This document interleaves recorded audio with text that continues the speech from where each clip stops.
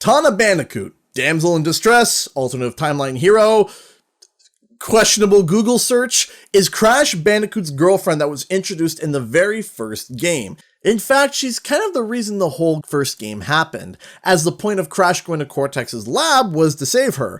However, after the first game, she literally disappeared. Poof! Gone! So, what happened? Why did Tawna get Thanos snapped out of existence? Well, let's talk about it. What's up guys, Canadian Guy here, and I am back with a brand new backstory video. Tawna Bandicoot, like I said, was here and then gone. And not just gone, I mean gone. Yeeted out of the game like a bad Wumpa fruit. Years, and I mean years, as in over a decade later, we see Tawna finally show up again in an absolute dumpster fire of a game called Crash Boom Bang. Just don't play it, because to be honest, it feels like she was done dirty with her giant paddle hands. But then we actually see her come back in a mainline, not dumpster fire title, the Crash Bandicoot Insane Trilogy. Afterwards, we then have a return to form in terms of a standalone originality in Crash Team Racing Nitro Fueled as being a part of the Nitro Squad, and then an alternative timeline version where she became the main character in her own universe after Crash and Coco were killed by the female version of Entropy. The last time I killed her friends, her screams were exquisite. Huh? Yeah, if you didn't know that, enjoy the nightmares. But back to the Tawna in this present universe. Why? Why was she pulled from the franchise? Let's start with even before the first game was released, when Crash Bandicoot was still Willy the Wombat. Naughty Dog wanted to create a character that gave Willy a reason to run back and fight Cortex, essentially a damsel in distress.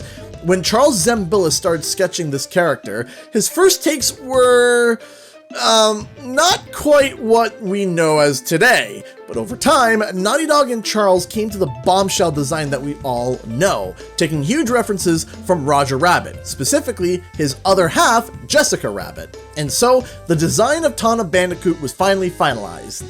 Well, kind of.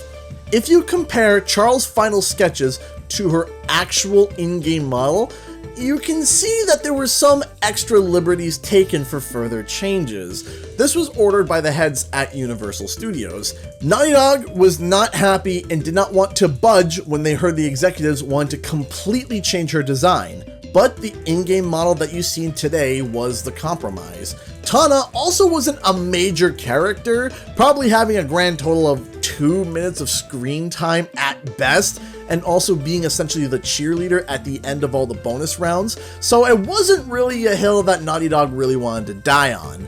Fast forward to Crash Bandicoot and the release of Crash Bandicoot 2, Cortex Strikes Back, and Tawna has been outright removed from the game. So let's ask the ultimate question: why? Why was she just outright pulled from the series? Well, there are actually two stories, one that is true and one that has kernels of truth to it. The first story was that Tawna was very much not liked in the Japanese market, and because Crash's unexpected success in Japan, to better cater to that specific market, executives felt that Tawna outright being pulled was the best choice of action. However, this was found out to be completely untrue.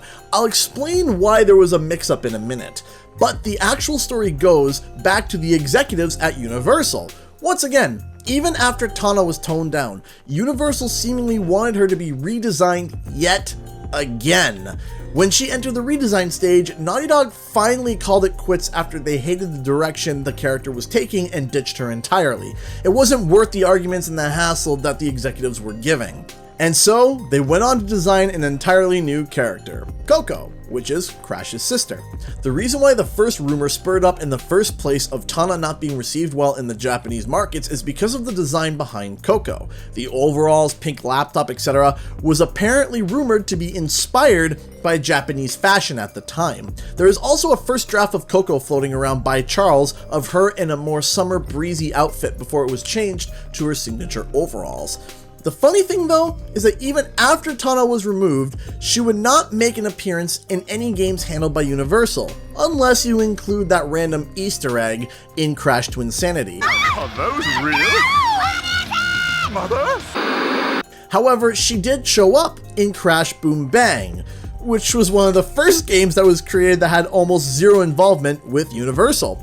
Universal Games went through many different names: Sierra, Vivendi Universal, Vivendi, and yet still, even after all of those years of them handling Crash Bandicoot, as long as Universal had its hands on Crash in any way, shape, or form, even at a distance, Tawna was a character that would not show up ever again.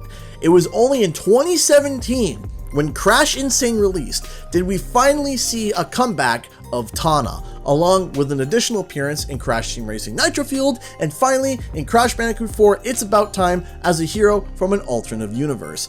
And that is the history of Tawna and why she was completely removed from the Crash franchise for a long period of time. What were your thoughts? Comment below and let me know. And don't forget to subscribe to stay tuned to all things Crash Bandicoot. Thank you so much for watching, and I'll see you guys in the next video and our live stream. Bye bye!